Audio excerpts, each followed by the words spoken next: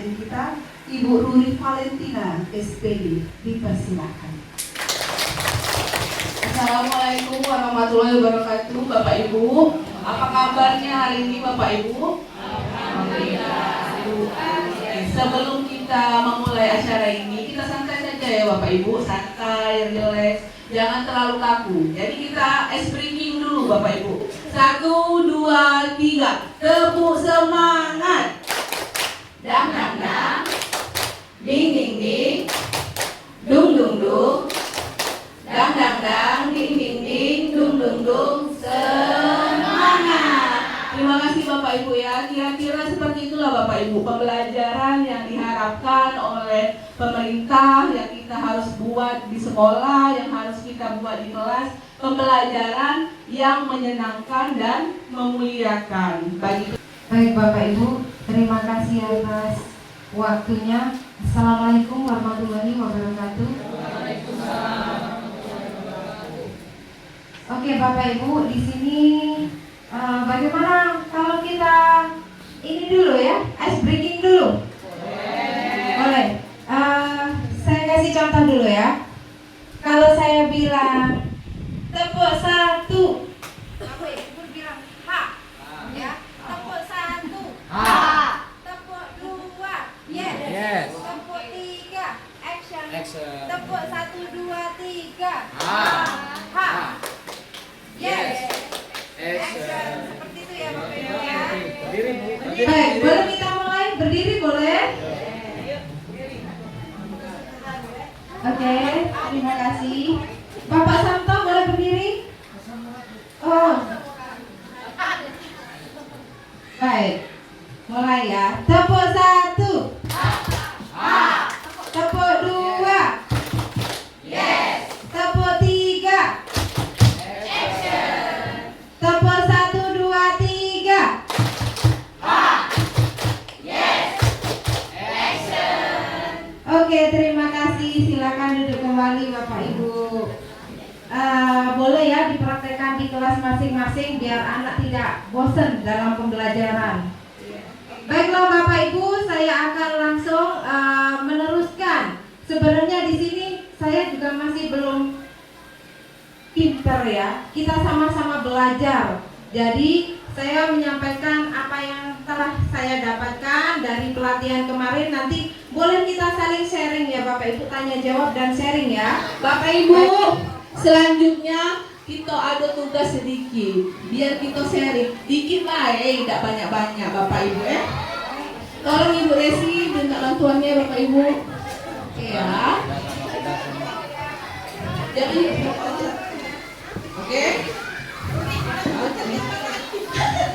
Itulah ibu-ibu pembelajaran yang menyenangkan yaitu memang butuh effort kita, memang butuh napas yang panjang, usaha yang kuat supaya pembelajarannya jadi berkesan, bukan cuma pesan tapi kesan yang harus kita sampaikan Bapak Ibu ya. Oke Ibu Ajeng, silakan keterangannya Ibu Ajeng. Sudah dapat Bapak Ibu? Oke, di sini kita sharing ya Bapak Ibu. Lebih tepatnya kita sharing dulu pengalaman kita selama kita mengajar. Itu ada ada 4 kota. Silakan Bapak Ibu isi dulu pembelajaran di kelas mana. Oke, pembelajaran di kelas mana. Kemudian Bapak Ibu tulis tahap akses yang pertama, yang kedua design, yang ketiga implementation, dan yang keempat adalah measurement. Yang pertama, Bapak Ibu identifikasi dulu anak Bapak Ibu. Kira-kira di kelas saya ini kok seperti ini ya? Apakah anak saya kurang motivasi? Apa permasalahan di kelas Bapak Ibu yang Ibu temukan dalam anak didik Ibu? Ataukah kurang termotivasi, ataukah terlalu aktif, ataukah tidak galak ngomong? Jadi Bapak Ibu tulis di bagian assess yang pertama, identifikasi masalah. Tidak usah banyak-banyak Bapak Ibu, satu contoh saja.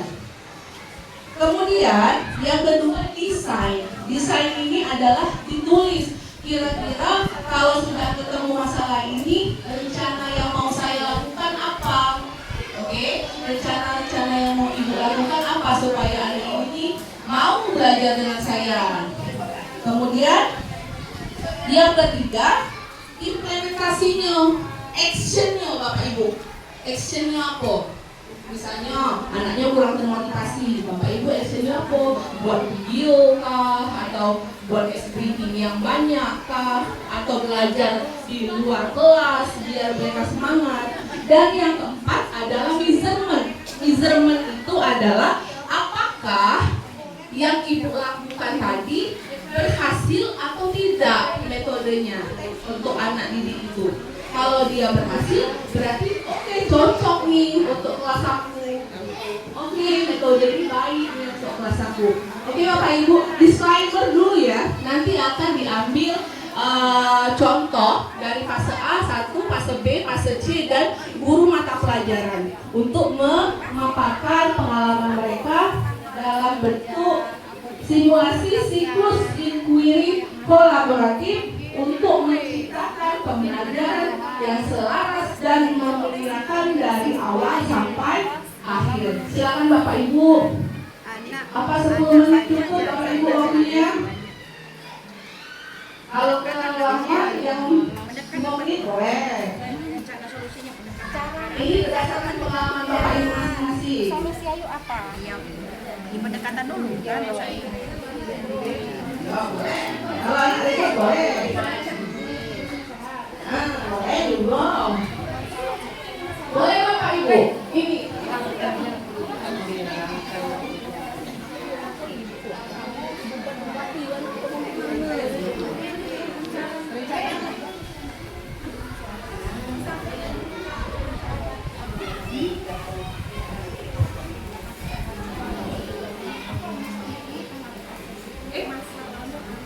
Oke, Bapak Ibu silahkan diisi. Ini berdasarkan pengalaman pembelajaran yang sudah Bapak Ibu lakukan ya. Nanti kita buka dari permasalahan ini, kita munculkan tanya jawab Bapak Ibu. Siapa tahu kawan rekan sejawat kita ini punya solusi atau saran untuk memecahkan permasalahan yang sedang Bapak Ibu hadapi.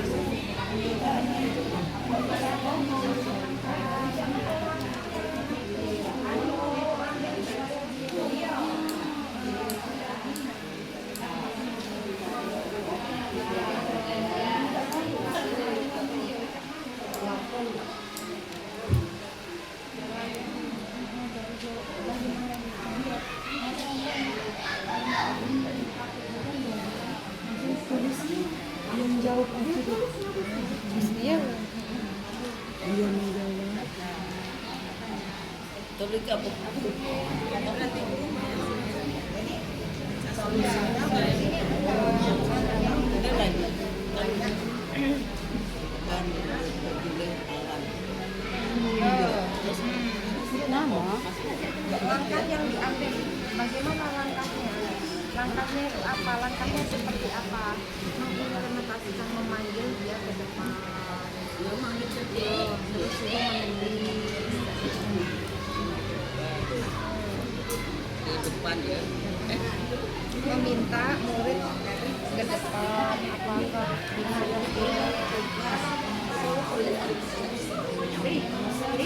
jadi ini solusinya kan memberi tugas di rumah solusi apa ini sukses nggak dengan pakai ini dengan sukses anak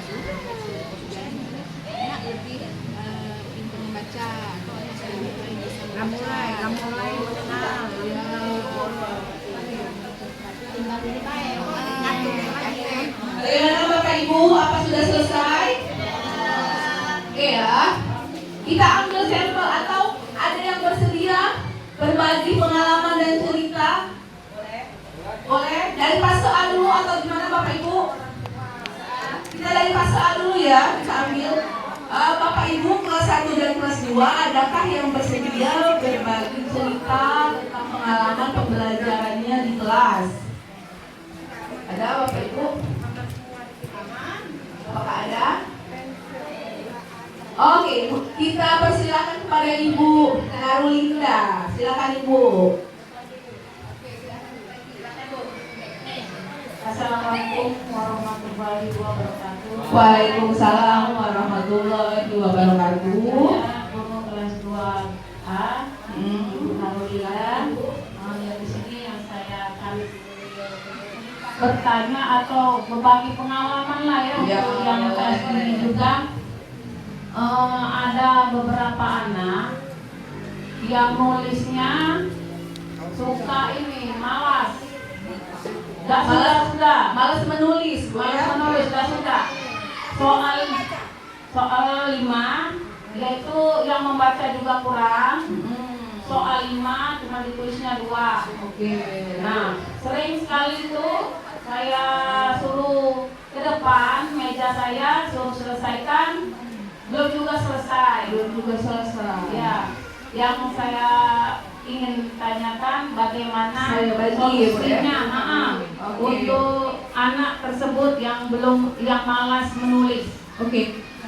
Terima kasih Ibu Narulinda. Tampaknya Ibu Narulinda ini bingung Bapak Ibu. Dia belum ketemu nih metode yang tepat tuh apa untuk permasalahannya. Jadi kita selesaikan dulu Bapak Ibu ya sebelum kita lanjut lagi. Kira-kira Bapak Ibu ada nggak yang mau kasih saran, solusi untuk permasalahan Ibu tadi yang katanya anaknya tuh males nulis. Baca pun belum ya Ibu ya. Nah, kira-kira Bapak Ibu ada nggak yang mau kasih ide atau saran seperti ini loh Bu, boleh dipakai metode ini, boleh. Ada nggak Bapak Ibu yang mau kasih saran? Boleh. Sebelum kita pecahkan, ada yang mau ngasih ide dulu? Ayo Bapak Ibu. Dari kelas tinggi boleh, kalau dari kelas tinggi. Oke, Ibu Septa, silakan Ibu. Oke, assalamualaikum warahmatullahi wabarakatuh. Waalaikumsalam warahmatullahi wabarakatuh. Izin menambahkan sedikit Ibu Narulinda. Pertanyaannya tadi, anak malas untuk menulis. Anak malas menulis ataupun anak malas membaca untuk tingkatan kelas 1 dan kelas 2. Kalau di sini setelah kita pikir-pikir ternyata tidak bisa kita lakukan sendiri sebagai guru. Tapi kita perlu kolaborasi antara guru dan wali siswa. Jadi boleh Ibu langsung membicarakan permasalahan itu kepada orang tuanya langsung, agar apa yang kita menjadi kesah kita bisa direvisi langsung oleh orang tuanya di rumah. Itu mungkin sedikit penyampaian dari saya, bisa dimengerti dan dipahami. Terima kasih. Oke, terima kasih Bu Esanta ya. Saya boleh menambahkan sedikit, tepuk tangan dulu Bu Esanta. Boleh, terima kasih. Bagus juga sarannya. Intinya Bu, kita mencari akar permasalahannya terlebih dahulu. Seperti yang saya katakan tadi, pada asesmen awal kita mendiagnostik ya Bapak Ibu. Kita mencari tahu sebagai wali kelas, itu cari tahu ya, kenapa anak Nio kok males nih nulis nih. Sedangkan kita pernah ngobrol sama umatnya di rumah ya, katanya, galak Bu, anakku di rumah nulis terus kok. Baca Bu. Nah, rata-rata seperti itu jawaban orang tua. Nah, kita cari permasalahannya. Apa nih ya permasalahannya?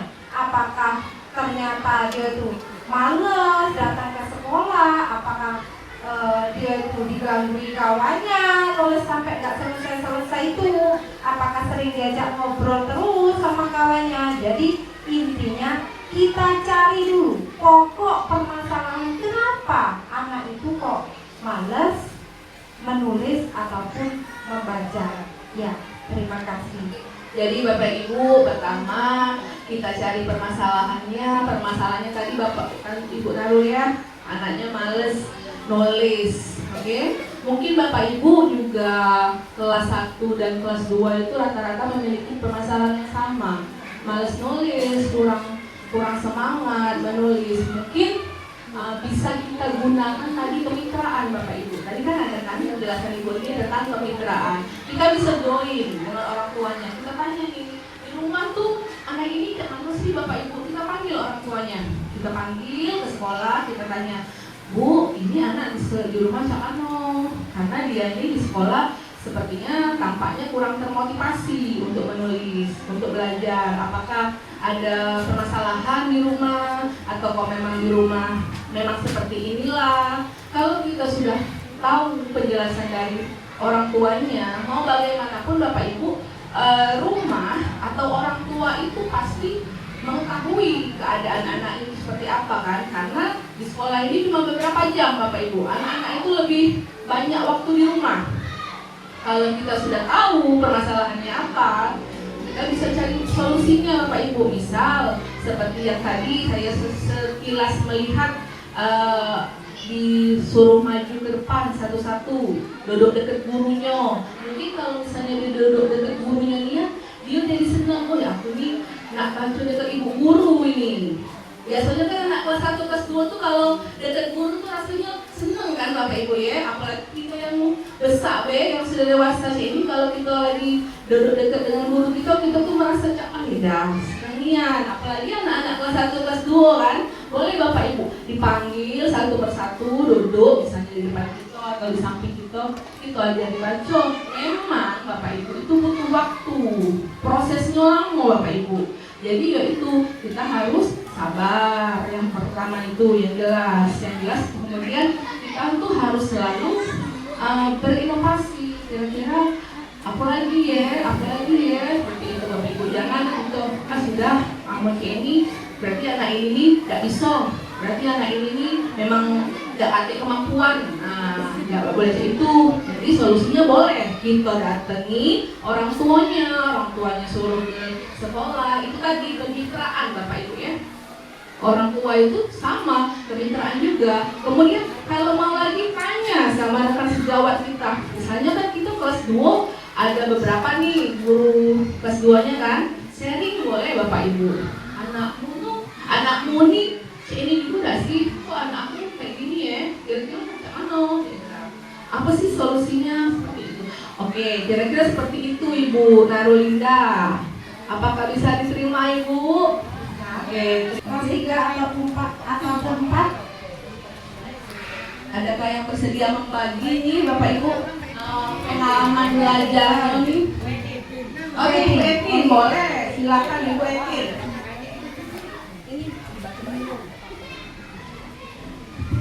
Assalamualaikum warahmatullahi wabarakatuh. Waalaikumsalam warahmatullahi wabarakatuh. Terima kasih atas kesempatannya saat ini. Sangat bermanfaat untuk materi pada hari ini mengenai pembelajaran mendalam. Baiklah, di sini saya langsung bertanya. Terus kalau yang ini yang saya alami sekarang, dia itu anaknya itu bisa. Kalau misalnya huruf bisa. Kalau misalnya kita memang fokuskan terhadap dia mau mengerti. Nah, dia ini anaknya itu kalau misalnya mau tulis, dia itu bisa menulis. Tapi kalau misalnya huruf panjang dia belum bisa. Ada dia kalau misalnya penggabungan, nah ditulis penggabungan, itu nulisnya juga lama. Terus di bawahnya lagi dia nulis seperti itu. Terima kasih. Terima kasih Bu Etin. Yang saya tanyakan kan Ibu ini sudah 2 bulan ya Ibu ya, kurang lebih menghadapi anak ini. Kira-kira nih selama 2 bulan ini apa yang Ibu lakukan? Tidak pas ya, kalau misalnya kadang kita berangkat kalau pas. Terkadang kalau misalnya kita masukkan jam 1 kurang. Nah, anak itu saya kadang sering kalau misalnya ini saya di luar jam sebelum belajar, saya suruh baca. Ada ada buku yang anak TK, dia bisa baca, tapi Oke. kalau kalimat lengkap dia belum bisa. Oh. Jadi menurut saya dia tuh pembelajaran dia tuh kita sendiri, untuk kita sama dia. Kayak Oh gitu. iya, berarti Ah. Ibu Etin sudah ada desain rencana yang Ibu lakukan adalah Ibu meluangkan waktu ya khusus Iya, untuk dia, betul. tatap muka langsung Iya, dengan iya. dia, kemudian setiap kapan Ibu? Apa setiap hari itu diaplikasikan Ibu Etin? Ya kalau misalnya, kadang kalau saya sempat saya ajarkan dulu, paling sebelum masuk sekolah, kadang saya paling enggak jam 1:30 kurang saya beri kesempatan kepada anak itu untuk saya. Oke, apakah pertanyaan saya Bu ya, untuk di point measurement apakah teknik dan strategi yang Ibu gunakan itu Ibu rasa cukup, apa memuaskan atau menghasilkan untuk anak itu tidak perlu jangka panjang Bapak Ibu? Kita sedikit saja, oh ini supaya cukup nih terstimulasi nih anak dengan metode seperti ini. Bagaimana Ibu? Apakah cukup terstimulasi? Kayaknya ya ada hasilnya Bu. Oke, hasilnya positif ya. Cuma memang perlu bersabar terhadap anak tersebut. Nah, itulah Ya, Bapak Ibu. kayak gitu. Oke. Berarti benar. Berarti Ibu Etin ini sudah menemukan masalah, sudah mendesain langkahnya seperti apa, sudah melaksanakan dan sudah menemukan measurement-nya, apakah langkahnya ini berhasil atau tidak. Dan itu berhasil Bapak Ibu Etin.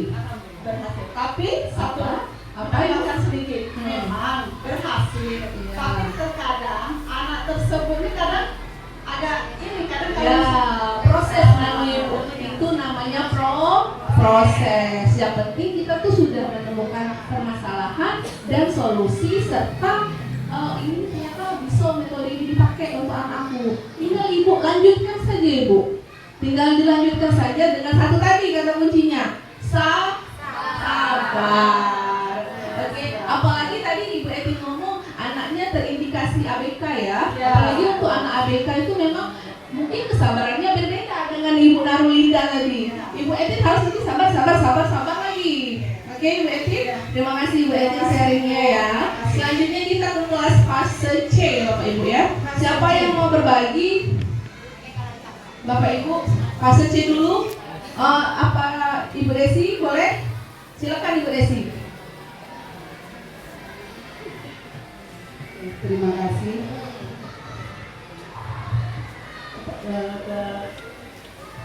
Sebenarnya masalah yang ada di dalam kelas kita itu hampir sama. Anak keterbelakangan, malas belajar, dan aktif. Di kelas saya saat ini memang ada beberapa anak yang aktif, sehingga konsentrasi dia dalam belajar itu kurang. Dan ada juga anak saya yang mungkin disebut Alika, satu orang, tapi saya lihat dari waktu sebelum dia masuk ke kelas saya, menurut saya perubahannya sudah sangat bagus. Bukan permasalahan yang besar di kelas saya, karena mengingat waktu dia kelas 1, kelas 2, dia sudah dibicarakan dalam rapat. Untuk sekarang anak yang agak terlambat belajar ini sudah mau menulis, sudah bisa membaca. Tapi kadang-kadang timbul malasnya. Kalau kita contohkan membuat kalimat, dia tulis nggak tahu apa tulisannya, dia nggak tahu bacaannya tulisan dia sendiri. Tapi pas kita dikte, dia bisa. Tidak bisa kita sebut namanya. Dulu kelas Bu Eni, anak kesayangan Bu Eni, dulu nggak ada suaranya. Sekarang alhamdulillah sudah bisa ribut. Sudah saya teriakkan namanya. Kalau dulu mungkin di kelas Bu Eni dia tidak pernah ada suara. Alhamdulillah Bu, sekarang anak yang ribut, siapa yang ribut termasuk dia. Alhamdulillah, itu suatu kemajuan. Yang kedua, anak saya yang dari kelas Bu Mai, anak kesayangan Ibu Mai sekarang menjadi anak kesayangan saya. Mungkin guru kelas yang mengajar di kelas saya sudah paham. Anak tersebut tidak pernah selesai dalam mengerjakan tugas.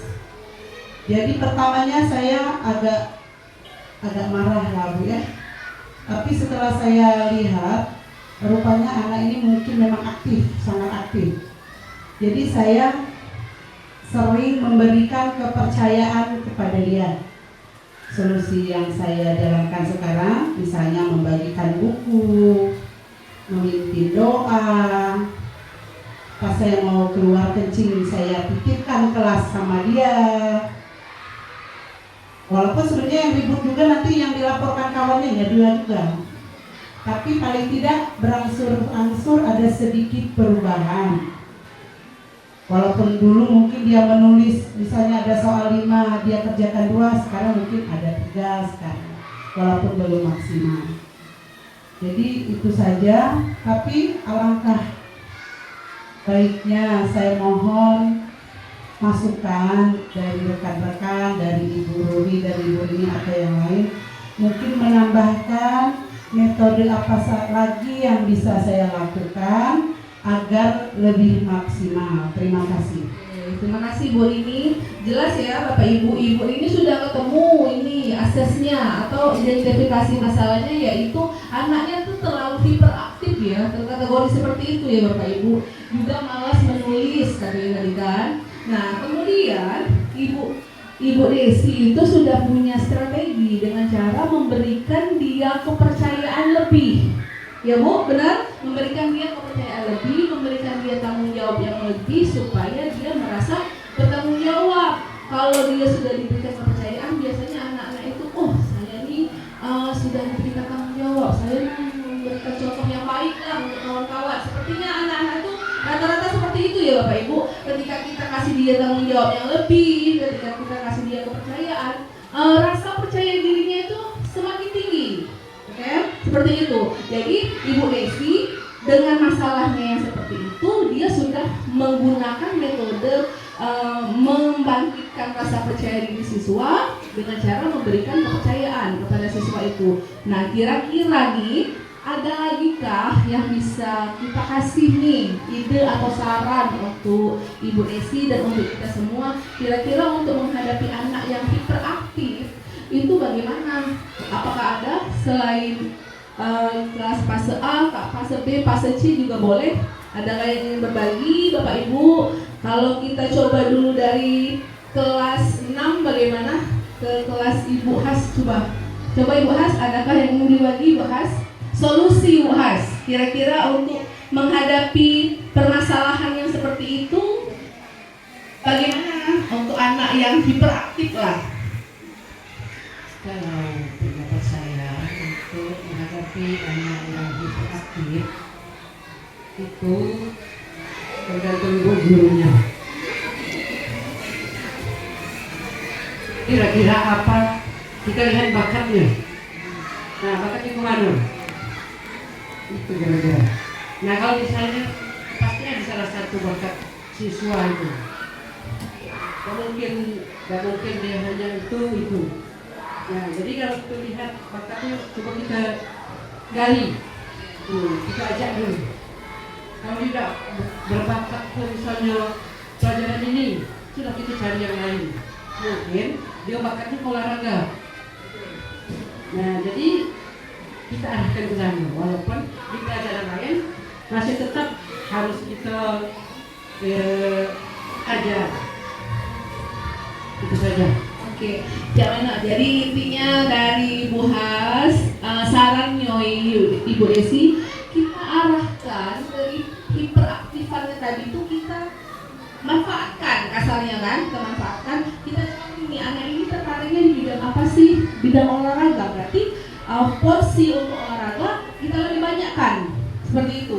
Jadi kita gali apa potensi yang ada dalam diri anak ini. Kalau dia ternyata terindikasi suka matematikanya porsinya yang kita banyakkan. Jadi kita manfaatkan kehiperaktifannya itu untuk sesuatu yang lebih bermanfaat dalam pembelajaran.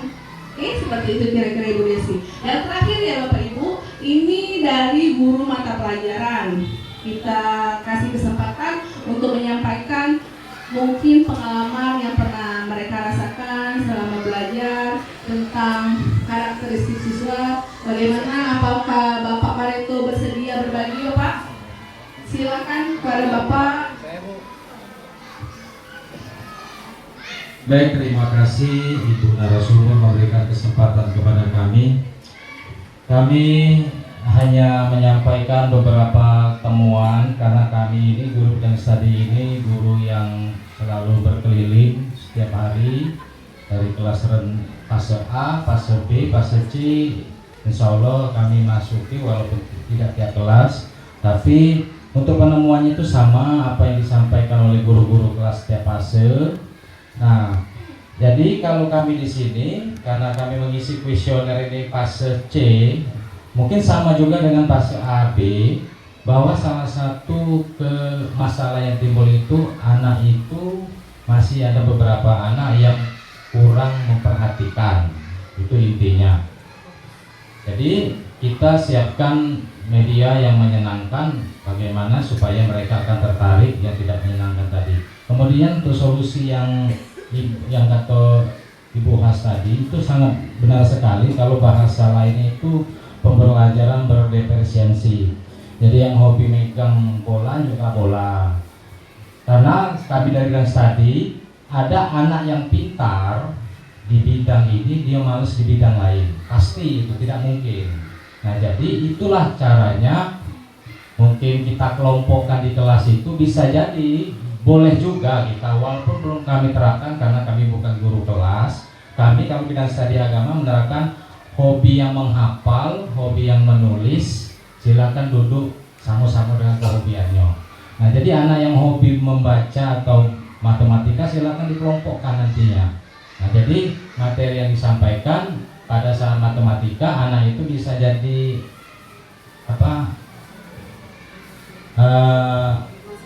pendengar teman sejawat untuk teman-teman yang tidak hobi matematika, bantu kita. Jadi kehobian, keinginan anak itu berdiferensiasi tadi. Pembelajaran itu kita harus tentukan dengan apa yang mereka senangi.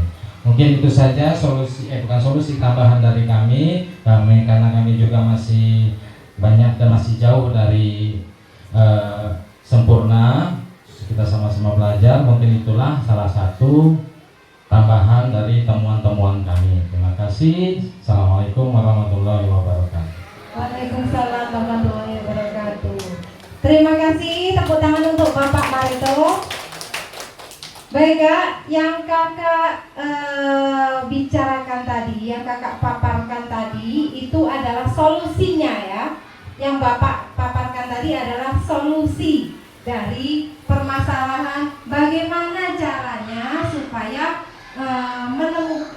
supaya murid ini yang tadinya tidak suka belajar agar dia termotivasi dalam kegiatan pembelajaran. Dan anak yang males tadi kita temukan bagaimana anak tadi bisa suka dan mau belajar lebih giat lagi dengan cara tadi ya, mencari tingkat hal apa yang disukai anak tadi berhubungan dengan bakat dan minat tadi ya Bapak Ibu. Sangat bagus sekali ya Bapak Pareto. Terima kasih. Oke Bapak Ibu, kita applause dulu untuk kita semua Bapak Ibu. Oke ya.